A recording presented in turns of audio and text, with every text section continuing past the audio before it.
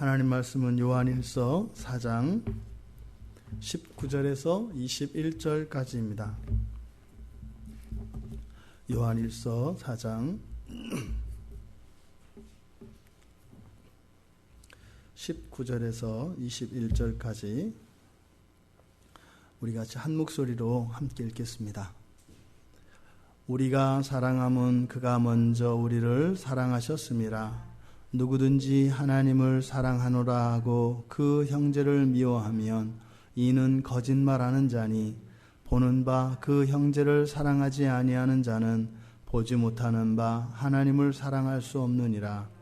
우리가 이 계명을 주께 받았나니 하나님을 사랑하는 자는 또한 그 형제를 사랑할지니라. 아멘. 이 세상을 붙들고 있는 힘이 무엇일까요? 수백 년, 수천 년 역사 시대를 거슬러 올라가 선사 시대에 이르기까지 어찌하였든 이 하늘 아래 이 땅 위에는 많은 생명체들이 살아왔습니다. 정확한 그 연수는 우리가 알 수 없지만 아주 오랫동안 이 세상에는 그렇게 많은 사람들과 많은 식물, 동물들, 심지어는 곤충까지도 한데 어우러져 그렇게 조화를 이루며 어찌하였든 지금까지 계속되어져 오고 있습니다. 성경은 그 힘, 그 근원이 사랑이라고 이야기를 합니다.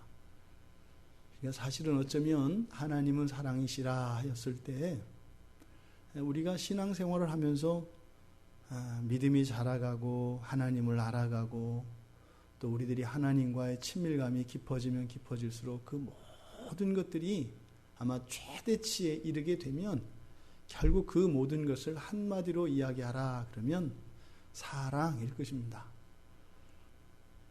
지금 요한 공동체 안에 이런 형제들 간의 분란과 반목 그리고 갈등들이 있었고 그 원인이 두려움이라고 지난주 우리가 살펴보았던 앞절의 말씀에서 사도 요한이 이야기를 했습니다.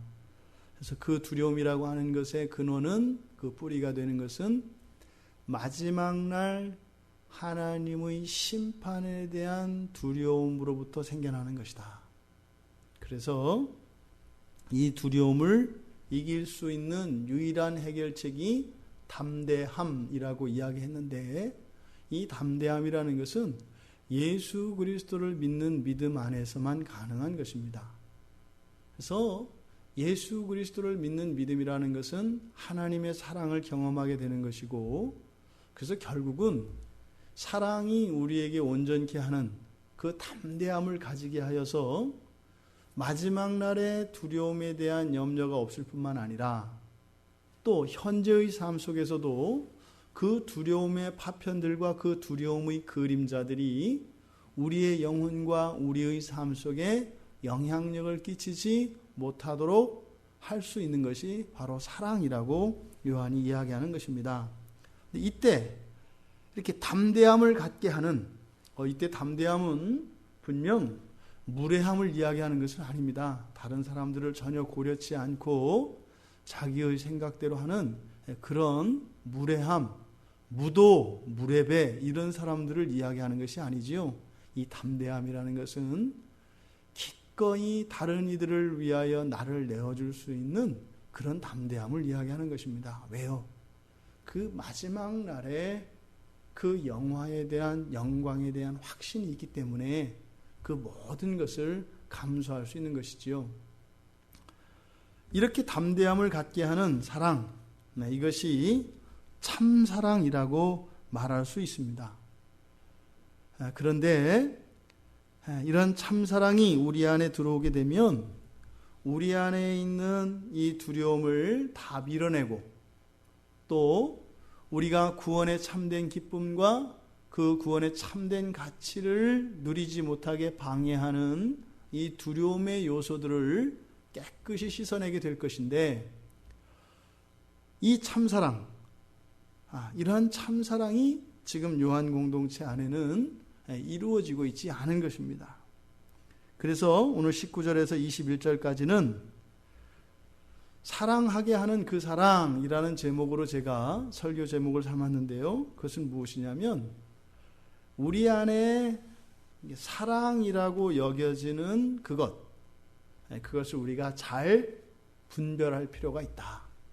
그래서 참 사랑이 있을 수 있고 또 그렇지 않은 것이 있을 수 있다.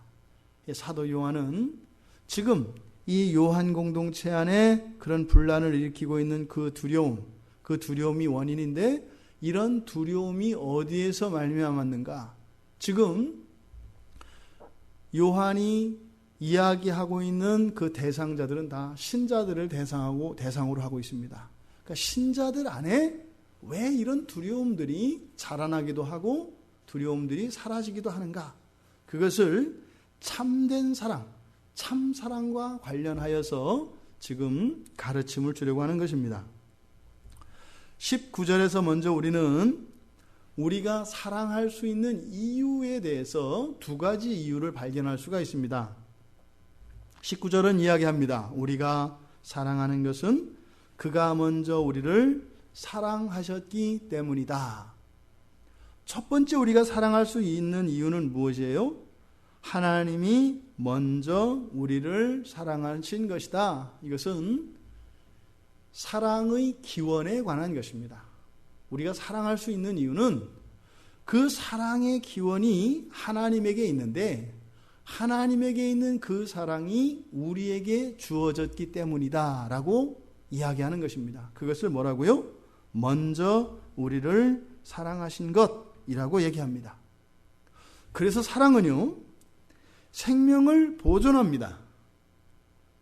그리고 심지어는 생명을 더 아름답게 하고 이 생명을 더 온전하게 하며 더 높은 차원의 완전을 향하여 진전이 일어나게 합니다. 이것이 사랑입니다. 그런데 이 사랑에는 단서가 붙지요. 이 사랑은 그런 생명을 촉진하고 생명의 작용들을 더 활기차게 하고 역동적이게 하는데 거기에 붙는 단서가 무엇이냐면 모두 함께입니다. 모두 함께라고 하는 단서가 붙습니다. 사랑의 동기와 이유는 생명의 원천이신 하나님 사랑에서 기원하기 때문에 하나님이 이 천지를 창조하신 그 동기와 과정과 그 목적이 사랑에 있기 때문에 바로 이 사랑이라고 하는 것은 생명과 일치하는 것입니다. 그래서 하나님의 이러한 창조의 질서는 곧 사랑이라고 이야기할 수 있겠습니다. 그래서 하나님이 창조하신 모든 피조물의 생명의 원리, 이것을 사랑이라고 할 수 있는 것이에요.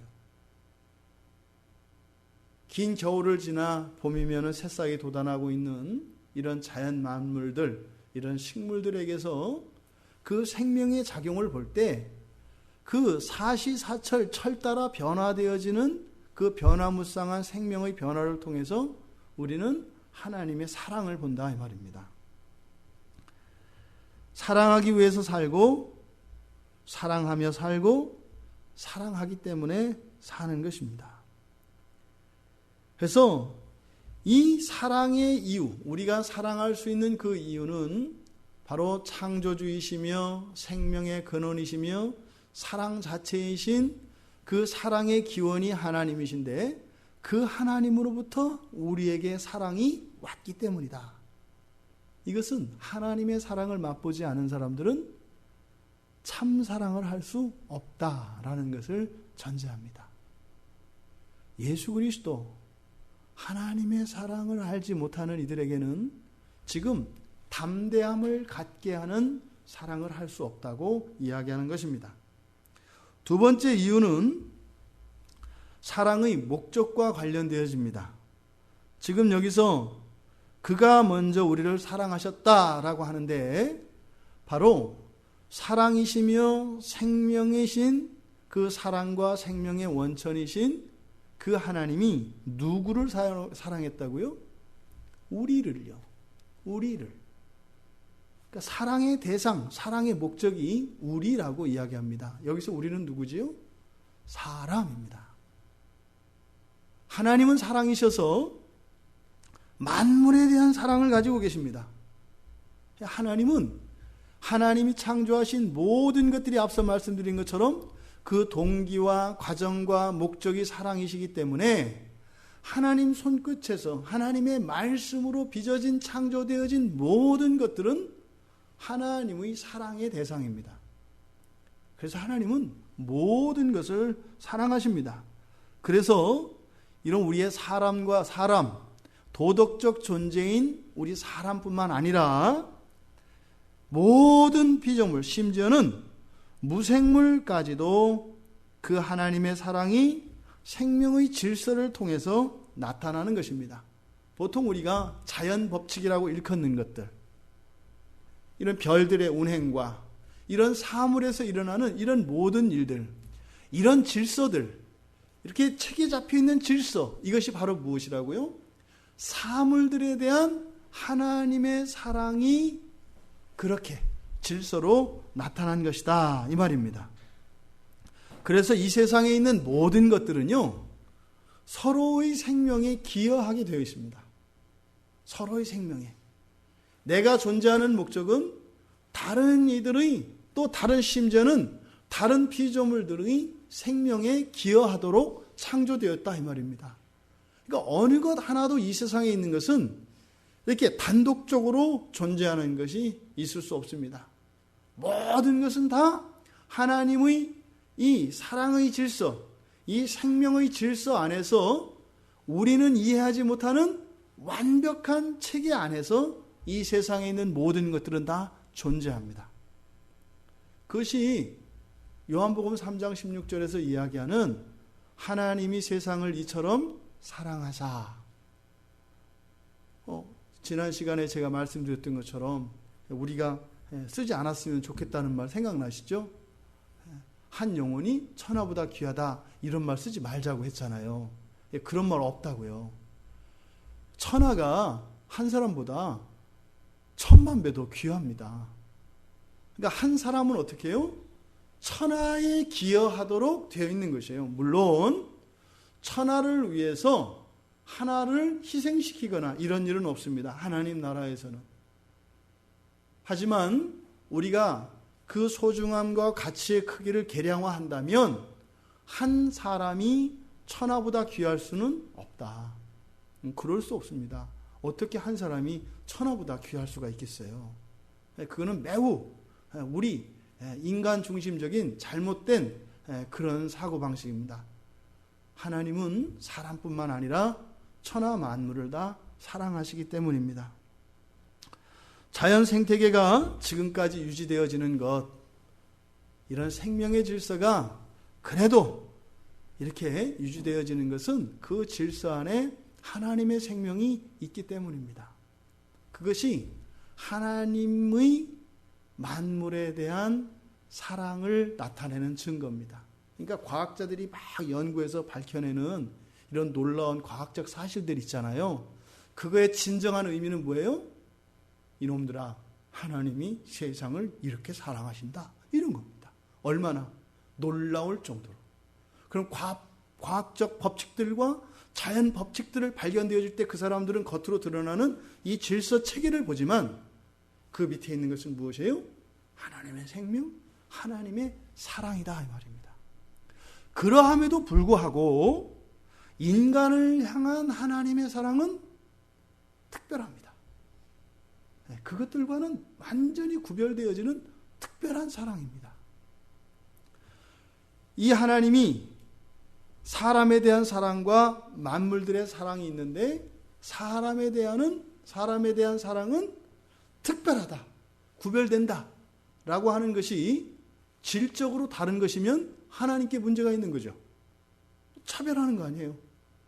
누구는 더 좋은 걸 주고 누구는 더 나쁜 걸 주고, 그러면 차별이 있다는 거잖아요. 그럼 하나님의 성품이 깨집니다. 그러니까 여기에서 사람에 대한 사랑이 특별하다라고 하는 것은 우리는 흰 쌀밥 주고 세상 피조물들에게는 요즘은 꽁보리밥도 웰빙이라서 그것도 안 되겠네요. 그 사료를 주는 뭐 이런 거 아니다, 이 말입니다. 하나님의 사랑은 어때요? 동일합니다. 그런데 성격이 달라요.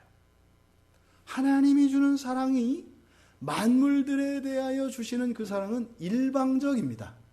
그냥 주는 사랑이다 이 말이에요. 그냥 그 사랑이 되돌려지는 것이 아니라 그냥 베풀어주는 사랑이다 이 말입니다. 그래서 일방적인 사랑입니다. 그런데 사람에 대해서 주시는 사랑은 똑같은 사랑인데 무엇이에요? 되돌려받기를 원하세요. 그래서 사람에게 주는 사랑은 똑같은 사랑인데 쌍방적입니다. 그리고 관계적인 사랑입니다. 이게 달라요. 이런 거 있잖아요. 가족 간에 우리가 서로 친절히 대해주고 사랑해주고 잘 대해주는 것은 사랑의 관계의 진전을 위한 거죠. 근데 여러분들이 백화점이나 이런 데 가서 그분들이 여러분을 향해서 방긋방긋 웃고 이렇게 하는 것은 어떤 거예요? 그거에 대해 그걸 가지고 여러분하고 이렇게 사귀고 싶고 그런 얘기요? 그런 거 없어요. 단지 무엇이에요? 그 안 하면 이렇게 점수 체크해가지고서는 잘못하면 페널티 받고 승진 못하기 때문에 그냥 일방적으로 쏟아붓는 사랑입니다. 그러니까 그런 것과 우리가 비유할 수 있겠죠. 정확하지는 않겠지만. 그래서 관계를 전제로 한 사랑이냐, 그것이 아니라 관계가 아니라 일방적으로 부어지는 사랑이냐, 다르다 이 말입니다. 그런 의미에서 인간을 향한 하나님의 사랑은 다릅니다. 그래서 성경에서 보면 하나님은 단지 사람을 사랑해 주시기만 하는 것이 아니라 뭐예요? 사람을 자녀 삼아 주시고요. 또 사람을 친구 삼아 주시고요. 또 사람의 주인도 되어 주시고 또 양의 목자로서 우리의 인생길을, 우리의 영혼을 이끌어 주시고 먹이고 살려주시는 그 하나님으로 성경 안에서 나타난다 이 말입니다. 성경 그 어디에도 다른 것에 그런 관계가 나타나지 않습니다. 유독 사람에게만 그러한 관계적 사랑을 베풀어 주신다 이 말입니다. 그 까닭은 뭘까요? 그것은 우리가 이미 알고 있는 바와 같이 사람은 하나님과 인격적인 사귐을 하기 위하여 만들어진 독특한 창조물이기 때문에 그렇습니다. 유일합니다. 하나님과 이렇게 사귐을 가질 수 있는, 하나님이 주신 사랑에 대해서 반응하고 우리가 그 사랑을 하나님께 돌릴 때 하나님께 기쁨을 드릴 수 있는 온 세계가, 온 우주에서 유일한 존재다 이 말입니다. 그러니까 인간을 향한 그 하나님의 사랑은 바로 인간 창조의 독특함, 인간 창조의 그 탁월함에서 기원하는 것입니다. 그러니까 그 하나님이 우리들 한 사람 한 사람을 향한 기대와 우리 한 사람 한 사람에게 주신 그 특별한 그런 은혜들을 생각하면, 그것을 알면 우리가 그냥 쉽게 설렁설렁 살 수가 없는 것입니다. 그래서 만물은 사랑을 받을 뿐입니다. 하나님을 사랑할 수는 없습니다. 아무도요. 하나님을 사랑할 수 있는 것은 사람뿐입니다. 천사는 도덕적 존재입니다. 인격적 존재입니다. 그래서 옳고 그름, 순종과 불순종이 나타납니다. 그런데 천사가 하나님을 사랑할 수 있을까요? 없을까요? 성경에는 안 나옵니다. 천사와 하나님 사이에서의 이러한 사랑의 관계, 이러한 사귐에 대한 이야기는 제가 아는 한 단 한 구절도 나오지 않습니다. 그런 가능성조차 나오지 않습니다.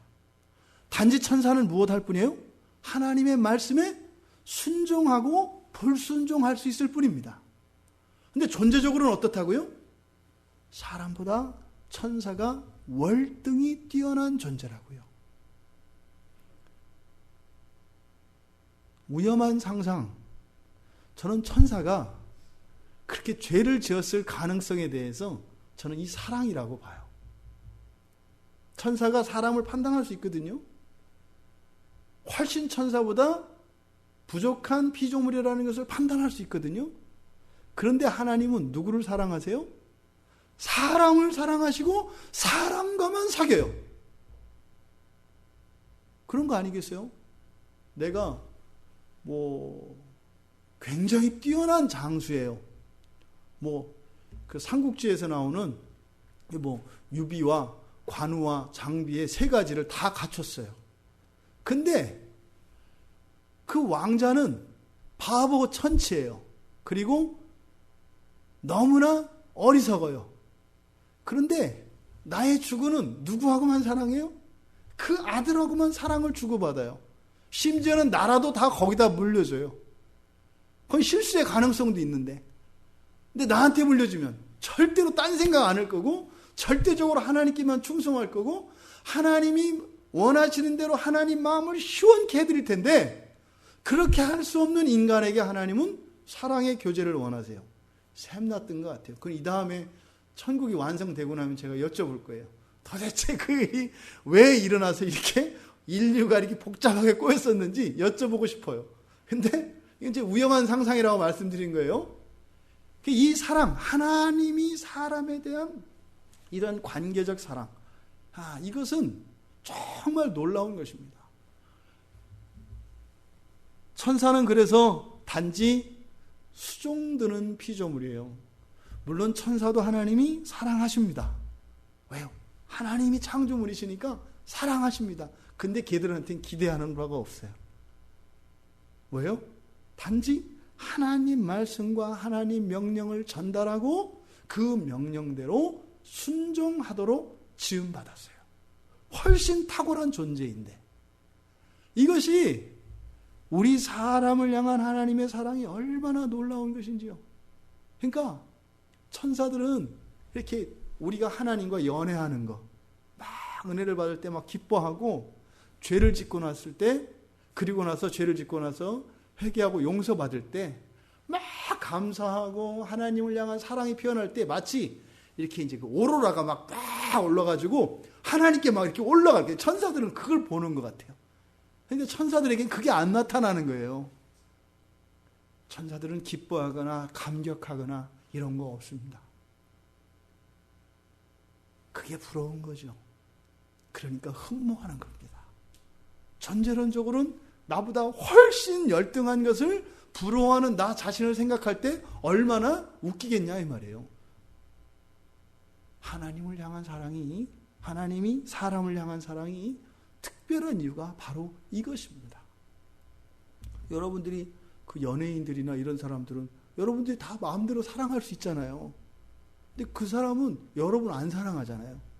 그냥 텔레비전 화면만 보고 사랑하는 거잖아요. 그러니까 여러분들은 그 사람들의 그런 스캔들이나 이런 게 왜 자꾸 솔깃해요? 내가 사랑하는 그 사람의 사랑을 받는 누구에 대한 이야기이기 때문에 그게 부럽기 때문이거든요.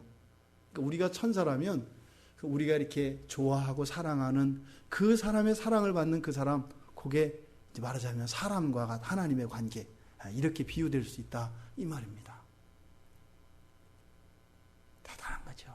그러니까 우리는 하나님의 연인입니다.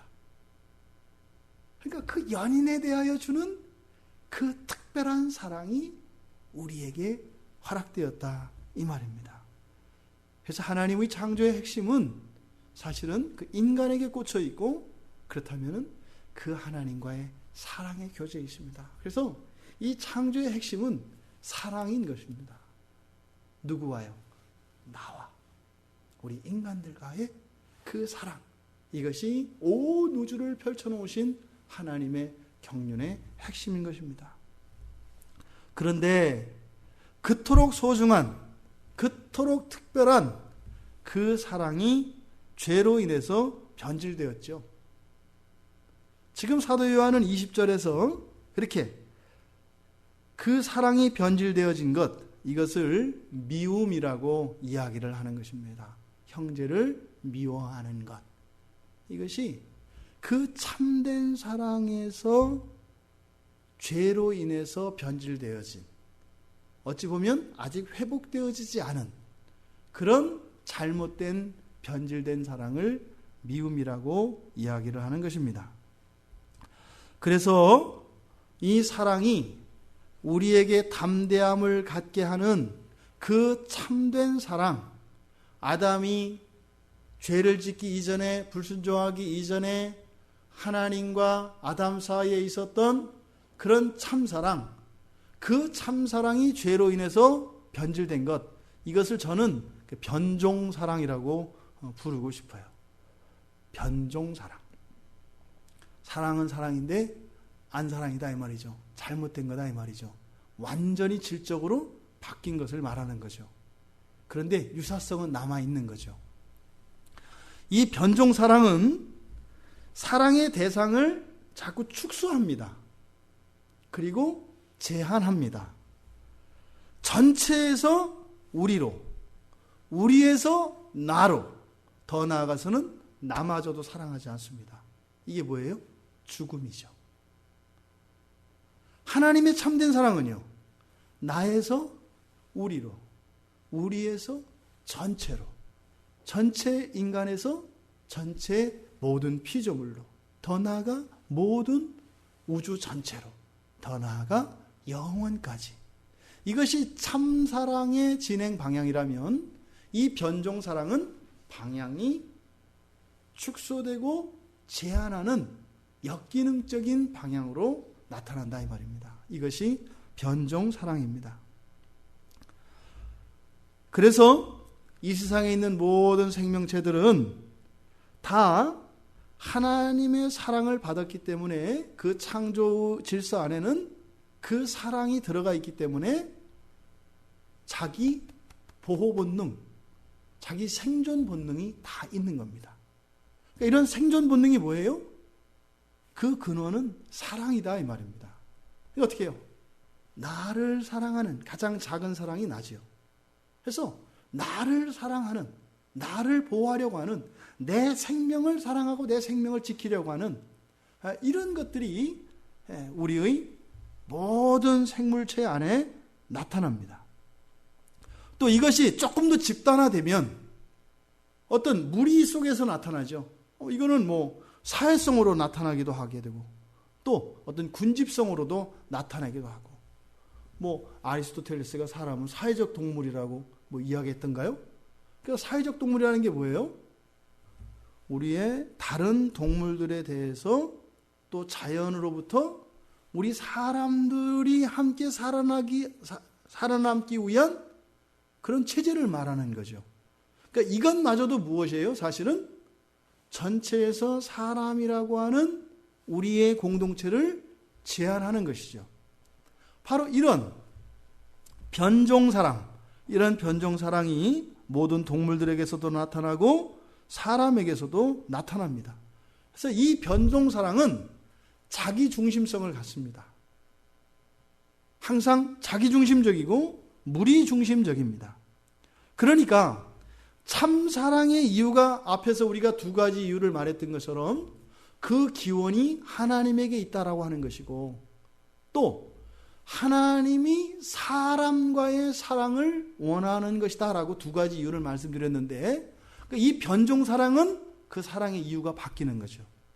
사랑의 이유가 하나님에게서 있는 게 아니라, 그 원천이 하나님에게 있는 게 아니라 누구에게 있어요? 나에게 있다 이 말입니다. 이게 변종사랑입니다. 그래서 사랑의 기원과 목적 모두가 변질됩니다. 이것이 변종사랑이죠. 20절에 보면 누구든지 하나님을 사랑하노라 하고 그 형제를 미워하면 이는 거짓말하는 자니. 그러니까 앞에서 이야기하는 하나님을 사랑한다라고 하는 이 사랑은 무엇이겠어요? 참사랑을 말하는 거겠죠. 근데 뒤에서 형제를 미워하는, 그러니까 형제를 미워하는 근원도 뭐라고요? 사랑이라 이 말이에요. 근데 이것은 잘못된, 거짓말이라고 이야기한 잘못된 사랑이다. 무슨 사랑이에요? 변종사랑이죠. 그러니까 참사랑과 변종사랑에 대해서 이야기하는 겁니다. 그러니까 20절의 말씀을 보면 참사랑과 이런 변종사랑은 어떻게 해요? 공존한다 이 말입니다. 우리 신자들 속에. 신자가 아닌 사람들에게 있는 사랑, 그들에게 사랑이 있나요 없나요? 있다 이 말입니다. 동물들에게도 있고 사물들에게도 있다니까요. 근데 그 사랑은 무엇이라고요? 죄로 인해서 변질되어진 사랑이라 이 말입니다. 그것을 제가 변종사랑이라고 이야기를 한 거죠. 근데 우리가 예수 그리스도를 믿고 예수 그리스도를 통하여 오염되지 않은 그 참사랑을 경험하게 되어서 우리 안에 참사랑이 주입되어지는데, 그렇다 그래서 우리 안에 있는 이 죄의 부패성으로 말미암아 우리 안에 내재되어 있는 이런 변종 사랑이 완전히 사라지는 것은 아니다. 같이 공존한다 이 말입니다. 참사랑이 이렇게 변질되면 완전히 성질이 다른 것으로 변한다고 말씀을 드렸습니다. 그러니까 사랑은 뭐 하는 거예요? 생명을 살리는 겁니다. 변질된 것은 무엇이에요? 사랑의 이름으로 생명을 죽입니다. 이게 변종 사랑입니다. 여러분들 교회의 역사 속에서도 신앙이라고 하는 이름, 이게 신앙이 뭐겠어요? 참사랑을 말하는 거죠. 참사랑이라는 이름으로 얼마나 많은 생명들이 죽어나갔는가를 생각해 보십시오. 그러니까 그것은 교회가 한 일이 아닙니다. 뭐예요? 교회 안에 공존하는 변종사랑이, 이것은 죄라고 할 수 있죠. 이 변종사랑이 마치 참사랑인 것처럼 그것이 기준으로 나타났을 때 그런 일들이 일어난다 이 말입니다. 교회에서 일어나는 이런 아픔들, 바로 변종사랑으로 인한 것입니다. 죄의 결과가 죽음이라고 하고 그 죽음은 우리가 관계의 단절로 이해할 수 있습니다. 그러니까 사랑의 변질은 어떻게 되겠어요? 사랑의 축소이며 사랑의 제한이며 자기 중심성을 가지게 된 사랑을 의미하는 것입니다. 변질되기 전의 사랑은 모두를 하나가 되게 합니다. 사랑과 비슷한 속성을 가진 게 물이에요. 물은 흙탕물이든 깨끗한 물이든 그것이 더러운 하수이든 오물이든 깨끗한 물이든 물은 어떻게 돼요? 한데 어우러집니다. 한데 어우러집니다. 물이 물을 거부하지 않습니다. 그래서 아마 하나님의 생명, 하나님의 사랑, 그 예수 그리스도께서도 생명수, 이 물로 자신을 비유하시는 것 같아요. 이 사랑의 속성을 가장 닮은 이런 어떤 사물이 있다면 그것이 물입니다. 물. 사랑은 그런 겁니다. 계속 하나로 되어가게 만드는 것입니다. 그런데 변질된 사랑은 자꾸 분리를 일으키고 다른 생명들을 오히려 죽인다 이 말입니다. 성경에 나타나는 사랑과 우리의 신앙 밖에서, 그러니까 일반은총 영역 안에서 신앙과 관계없는 이런 도덕적 사랑, 이런 사랑을 나타낼 수 있는 가장 가까운 단어가 사자성어로 살신성인이라는 말 있잖아요. 그리고 우리의 사람들, 그러니까 신앙을 배제하고 신앙과 무관하게 그 하나님의 사랑과 가장 닮은 사랑의 양태를 이야기할 때 어머니의 자식에 대한 사랑을 이야기해요. 그래서 형식면에서는 이 모성애, 그리고 우리들의 그 가치, 우리들의 사고 속에서는 살신성인이라고 하는 이 사자성어가 성경에서의 사랑과 매우 유사한 것 같습니다. 그러니까 살신성인한 사람들은 어때요? 되게 감동이잖아요. 그렇지 않아요? 나라를 위해서 자기 가문 전체, 심지어는 자기 자신의 생명까지도 버리잖아요. 기꺼이 희생하잖아요. 얼마나 숭고해요. 또 모성애도 마찬가지죠. 자녀들을 위해서 자기의 모든 기쁨과 심지어는 안전마저도 포기하는 이 어머니의 그 사랑, 이 모성애, 이것이 성경에서 말하는 이 참사랑과 매우 유사합니다. 그런데요, 그 말뜻을 정확히 의미를 우리가 공부해보면 성경과 완전히 다르다는 것을 알게 됩니다. 살신성인, 무슨 말이죠? 나를 죽여 인을 이룬다, 이런 뜻이에요. 이때 이 인이라고 하는 것은 말하자면 도덕적 가치를 이야기합니다. 명분이나 규범을 이야기합니다. 도리를 말합니다. 그러니까 무엇이 더 중요해요?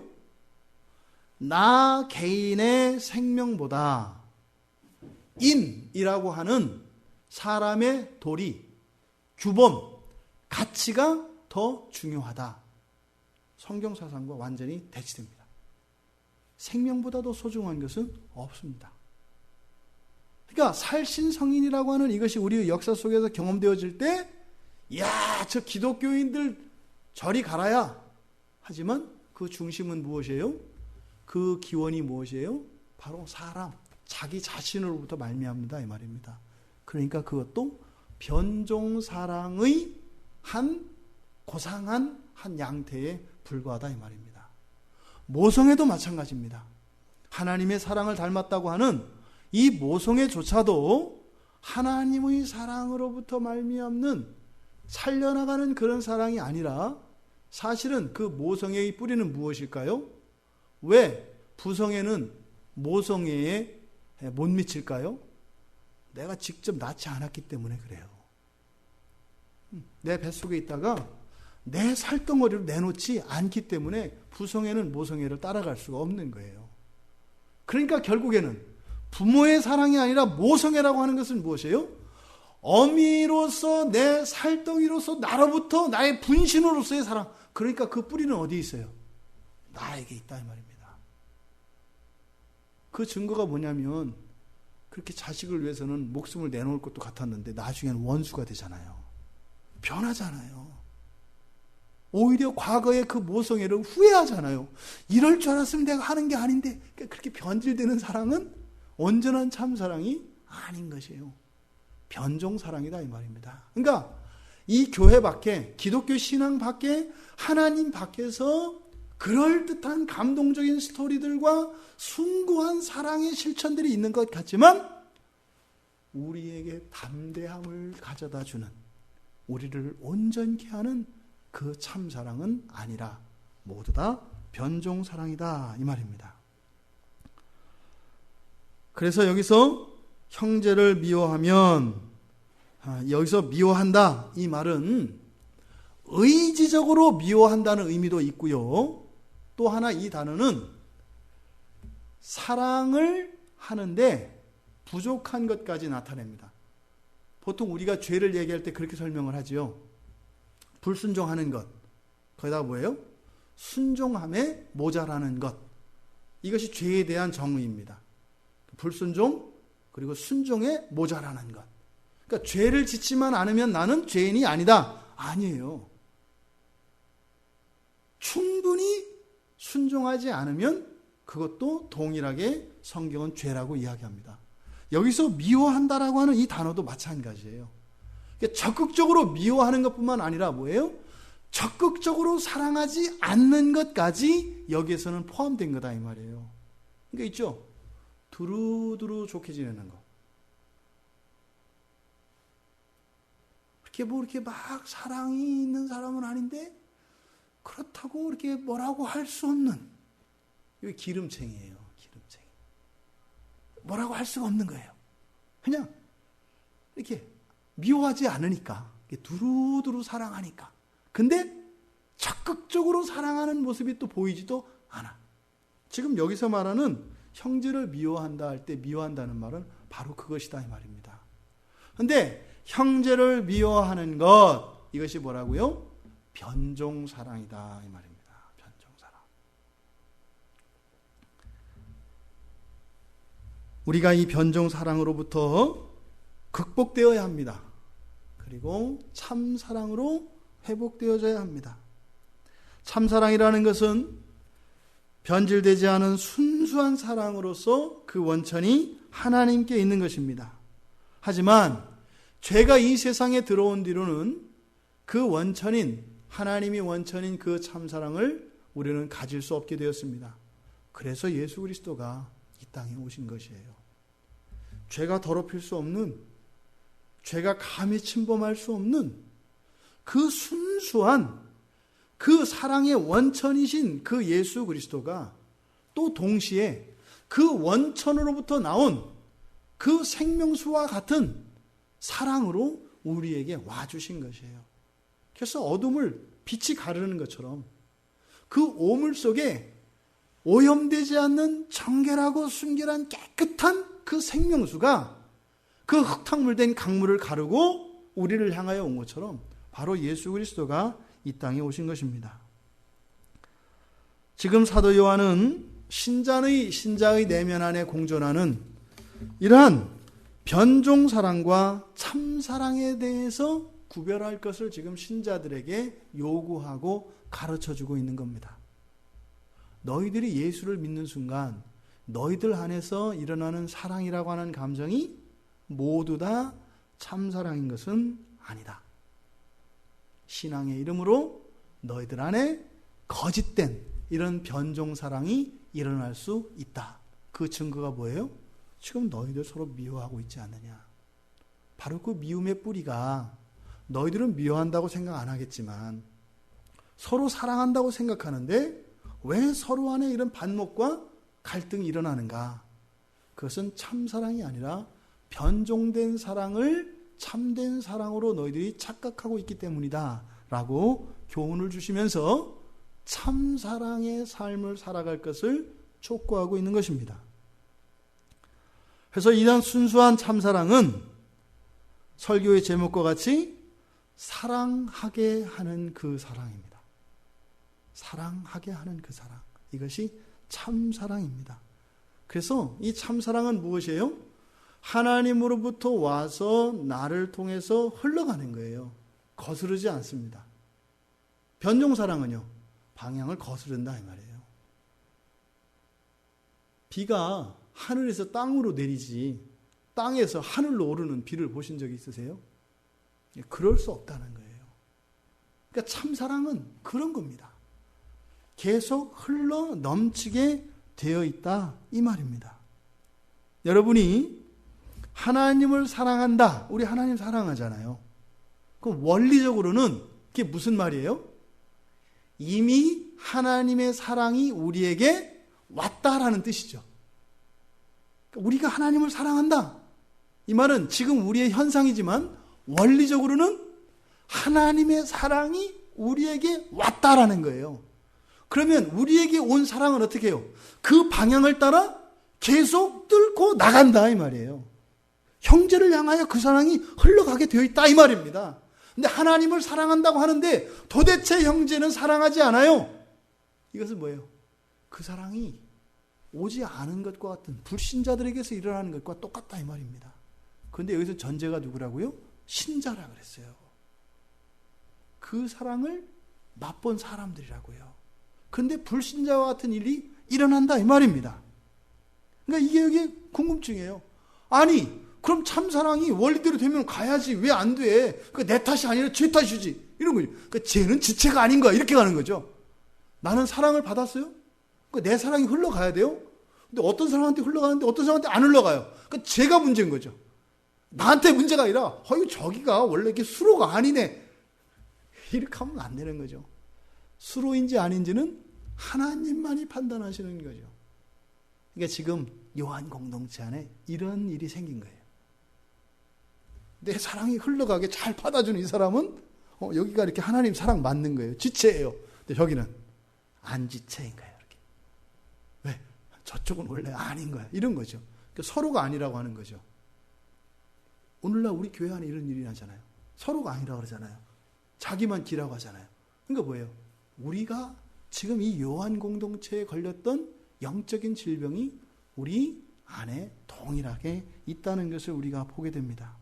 그래서 이렇게 사랑이 흘러가지 않는 것, 다시 말해 형제를 사랑하지 않는 것, 다른 이들을 사랑하지 않는 것, 이것을 가지고 이 사람이 신자인가 아닌가를 구분하려고 하는 시도는 매우 위험합니다. 그렇게 판단할 수는 없습니다. 우리는 모두 다 최소한 교회 안에 있으면, 최소한 가능하면 교회 밖에 있는 사람까지도 우리의 사랑이 그 하나님의 사랑이 그대로 흘러갈 수 있는 사람으로, 그리고 그 사람의 성격이 어떠하든 그 사람의 신분이 어떠하든 나에 대한 태도가 어떠하든 모든 사람들에게 흘러갈 수 있는 가능성을 열어놓는 것이 바람직합니다. 근데 그것은 그만두고 최소한 이 교회 공동체 안에만이라도 이 교회에다가 이름 석자를 올려놓은 그 지체들, 이 교인들끼리만이라도 막힘이 없는 이런 사랑의 교통이 일어나야 할 것을 이야기한다 이 말입니다. 21절의 말씀을 보면 21절에서는 바로 예수님께 받았던 계명을 사도 요한이 이야기합니다. 그럼 보세요. 예수님이 이미 제자들에게 이 계명을 주셨어요. 사랑하라고 하는 계명을요. 왜요? 왜 주셨을까요? 잘 할 수 있는 거를 하라고 명령하셨을까요? 우리도 그러잖아요. 우리 애들을 집에서 뭐 이렇게 일을 거들게 하거나 이럴 때 조심해야 될 것은 자발적으로 하려고 하는 애한테 그거 하라고 하면 안 해요. 그죠? 청소하려고 마음먹고 딱 가는 애를 청소해 그러면은 방향을 확 꺾는다고요. 나 바빠. 이렇게 가는 거죠. 그러니까 사람들이 예수님의 제자들이 사랑하면서 사는 것이 본성적이고 자연스러운 것이라면 예수님이 그 계명을 우리에게 주셨겠어요? 안 주셨겠어요? 안 주셨다 이 말이에요. 우리의 자연적인 성품과 거듭났다 할지라도 여전히 사랑하는 것은 우리의 본성을 거스르는 것이기 때문에 계명으로 못을 딱 박으셨다 이 말입니다. 주님의 계명은 우리에게 그래서 필요한 것인데, 그러니까 이것은 이 계명을 우리에게 주신 그 주님의 의도를 생각을 해보면 신자들도 어떻다? 그 참사랑을 맛본다 할지라도 그 참사랑을 따라 그대로 살기는 어렵다. 그렇게 안 된다. 라고 하는 전제가 깔려 있는 거죠. 그런데 또 그런 명령을 하신 것은 뭐예요? 안 된다고 당연한 것으로 여기고 있어서는 또 안 된다라는 거죠. 안 되겠지만 안 되는 것도 안 된다 이 말이죠. 이제 이럴 때 화가 나는 거죠. 안 되는데 화나는 거예요. 그럼 이게 뭘까요? 안 되는 건데 안 되는 것도 안 된다. 그럼 뭐 하는 거야? 뭘까요? 내가 너를 도와주겠다 이거죠. 안 되는 것을 될 수 있게 해주겠다. 약속이 있는 거죠. 그러니까 하나님의 모든 계명은 할 수 없다는 것을 깨닫게 합니다. 거기에서 어떻게 해요? 자기를 부인하고 절망하게 합니다. 그리고 하나님의 은혜가 아니고서는 될 수 없다는 것을 깨닫게 됩니다. 그래서 우리가 예수를 믿고 구원받기 전이나 구원받고 난 뒤나 우리는 끊임없이 예수 그리스도의 은혜가 필요한 것입니다. 이 계명이라고 하는 것은 그런 거예요. 우리를 도와주시는 것이고, 그래서 우리는 계명이 없으면 안 돼요. 주님이 오시기 전까지는 이 계명이라고 하는 우리의 삶의 방향과 지표와 나아갈 도리들을 가르쳐 주시지 않고서는 우리가 할 수 없다는 것을 몰라요. 할 수 있는 것처럼 생각한다 이 말이에요. 그런데 그 계명은 또한 하나님의 약속이 함께 주어진 것이다 이 말입니다. 은혜로 구원을 받았지만 말씀은 절대적으로 필요합니다. 그리고 주신 계명에 대해서는 우리가 어떻게 해요? 의무적으로 반응해야 합니다. 의지적으로 반응해야 합니다. 그것을 우리의 공로로 할 수는 없지요. 왜요? 하나님의 은혜로 되어지는 것이기 때문에. 그래서 이것이 자칫 잘못되어지면 우리의 의와 우리의 구원을 이루는 것이 우리의 의지에 의해서 되어지는 것 같지만 그렇지 않습니다. 주어진 계명에는 그래서 어떻게 해요? 우리가요? 쳐서 우리를 복종시켜야 되는 것이에요. 그래서 우리의 의지가 요구되어집니다. 신앙생활에는요. 게으름을 떨치고 나와야 되는 거예요. 하기 싫은 것을 이기고 해야 되는 거예요. 그래서 신앙생활에는 분명한 자기 책임성과 자기 주도성과 자기의 의지와 결단이 요구되어집니다. 모든 것을 힘 빼고 가만히 있는 것, 이것이 하나님의 은혜를 따라가는 태도가 아니다 이 말입니다. 예수님이 주셨던 이 사랑하라는 계명은요, 우리가 의지적으로 그것을 지키기 위하여 노력해야 됩니다. 이를 악물고 용을 써야 됩니다. 그리고 나면 어떻게 돼요? 절망하게 됩니다. 그럼 어떻게 돼요? 도와주세요. 이렇게 되는 거예요. 그 말이 안 나와요, 우리는. 도와주세요가 안 나와요. 제가 아직 다 힘 안 썼어요. 조금 더 해볼게요. 이러는 거죠. 그러니까 도와주세요가 안 나와요. 100% 도와주세요가 나오면 그것이 뭐예요? 우리가 죄를 미워하는 겁니다. 그리고 전적으로 하나님의 주권을 인정하는 겁니다. 그러면요, 막혔던 이 참사랑이 흘러가지 못하도록 막혔던 장애물들이 뻥 뚫리는 거예요. 그러면요, 사랑할 수 없는 사람이 없어요. 그러면서 자기 자신이 놀라는 거예요. 내가 어떻게 이 사람 사랑하냐? 웃기는 거예요. 뒤로 돌아와서. 앞에서는 이렇게 뭐 아무것도 안 하지만 뒤로 돌아오면서 스스로 웃기는 거예요. 사실 나 사랑할 수 없었는데 혹시 내가 왜 사랑하지? 그런 거죠. 그러면서 속으로 흐뭇한 거예요. 하나님과. 그때 이제 하나님 여기서 부르시잖아요. 골방에서. 나하고 놀자. 이렇게. 좋지? 이런 거죠. 그래서 우리의 골방 안에, 우리의 마음 안에 성령으로 가득가득 채워지는 것입니다. 사도가 우리가 이 계명을 주께 받았나니 하나님을 사랑하는 자는 또한 그 형제를 사랑할지니라. 사도들에게도 필요한 말씀이에요. 우리들에게만 필요한 말씀이 아니라 사도들에게도 필요한 말씀입니다. 어쩌면 사도가 이 편지를 쓰면서 10중 8구 그랬을 것 같아요. 예수님의 말씀을 다 잘 깨달았겠지요. 그런데 이 공동체 안에 일어난 이 일을 보고 안타까워하면서 사랑하는 마음으로 편지를 쓰면서, 그 왜 자식을 낳아 키우면서 부모의 마음을 알잖아요. 주님이 우리한테 이 계명을 주실 때 마음이 이런 거였겠구나 하고 아마 가슴이 먹먹해졌을 겁니다. 가장 큰 계명이 뭐냐고 물어봤을 때 예수님께서 하나님을 사랑하고 내 이웃을 사랑하는 것이다 이야기할 때,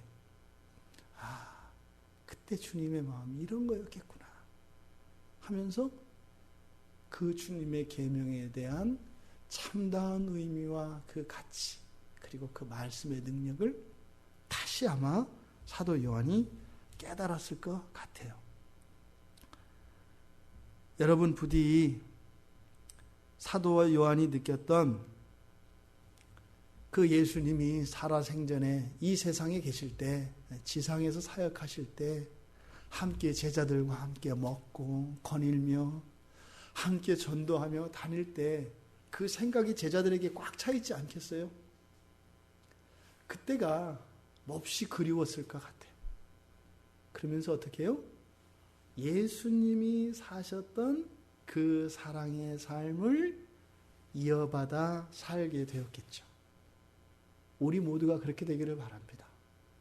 언젠가 여러분들이 누군가에게 이 말씀을 권면의 말로, 충고의 말로 해주게 될 때 사도 요한이 이 말을 하며 그때 예수님께서 이야기하셨을 그때의 장면을 회상하며 그 의미를 온전히 깨닫지 못했다는 것을 깨닫고 그 은혜가 커진 것처럼 여러분들의 삶 속에서도 그렇게 되어지기를 바랍니다.